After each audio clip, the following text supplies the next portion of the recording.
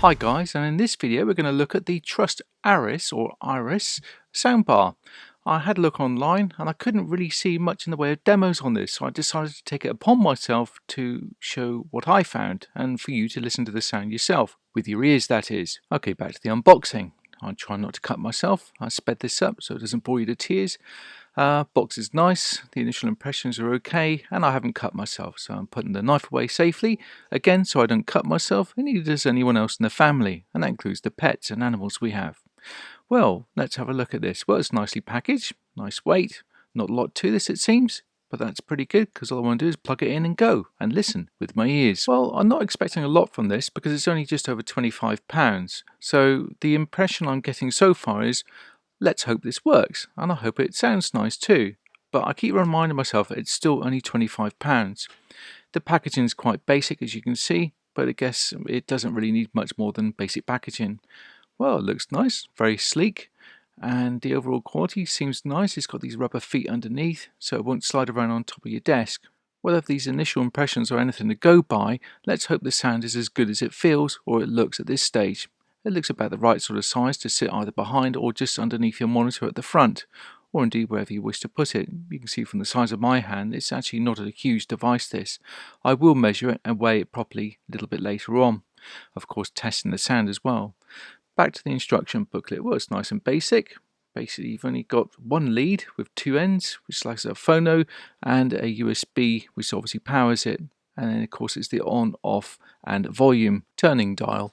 Well, let's start getting this thing unraveled, and we're going to get it attached to my MacBook in a minute.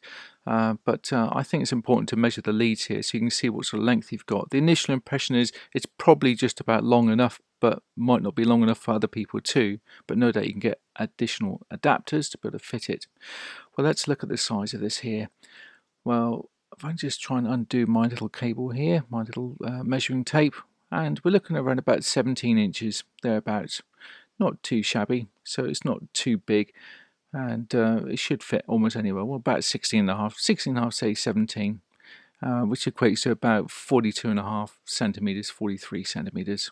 I'll put the measurements on the screen here so you can work out whether it's the right size to fit in the space you have available. Obviously, if you've got a limited space, you might want to go for a larger option. Anyway, let's go back to the power cable and the phono cable and see how long that is. I know you can get lots of different adapters to extend cables and fitments and things, but at this price point you just want to plug and go, to be honest with you. So I think it's important just to have an idea about how long this is. Well, when I actually get around to measuring it, it ends up being around about 54 inches or about 137 centimeters, so nearly 1.5 meters. And with regards to weighing, just so you can see how much this weighs, it comes up at around about, let's have a look here, so just about 580 grams thereabouts, or 581, it's just changed to then. So that might decide whether it's too light or too heavy for your needs. I'm not sure, but I think it's information that's worth knowing. Okay, now to the sound testing. It requires two slots, the USB of course, and also the phono. So it's kind of handy if you've got them both together. Luckily on the MacBook Pro, I do have them together. But there might be some consideration because the split on the cable is not huge, it seems, as you can see there. Anyway, I'm going to try it with the laptop speakers first, and then I'm going to compare it with the soundbar. Okay, so this is the first test. I'm going to play one of my YouTube videos, and I'm now going to sit back and let you listen to the sound of the MacBook Pro speakers first.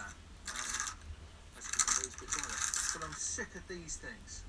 Never right.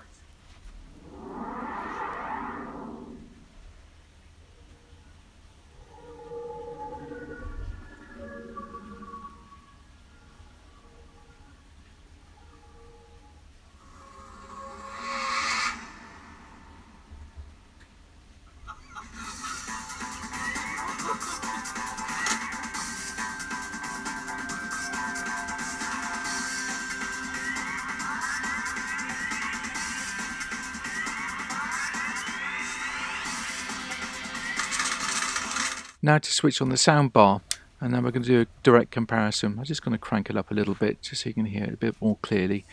Anyway, I've just pressed play, so let's sit back and listen. This, that, actually, no, not that. Actually, not those bits either. But I'm sick of these things. Never right.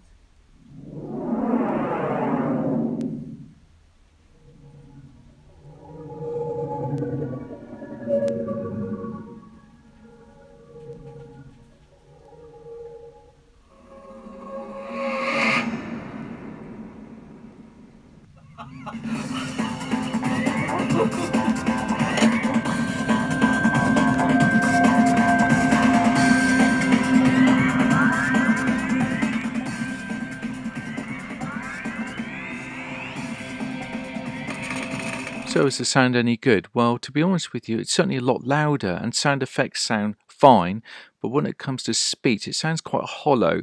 So if you want to listen to movies and things like that, you might want to be looking at something slightly different, to be honest with you.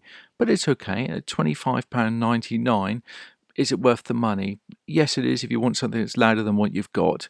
And it's quite compact, and Trust is a good brand too. Anyway, remember to like and subscribe, and let me know how you think in the comments.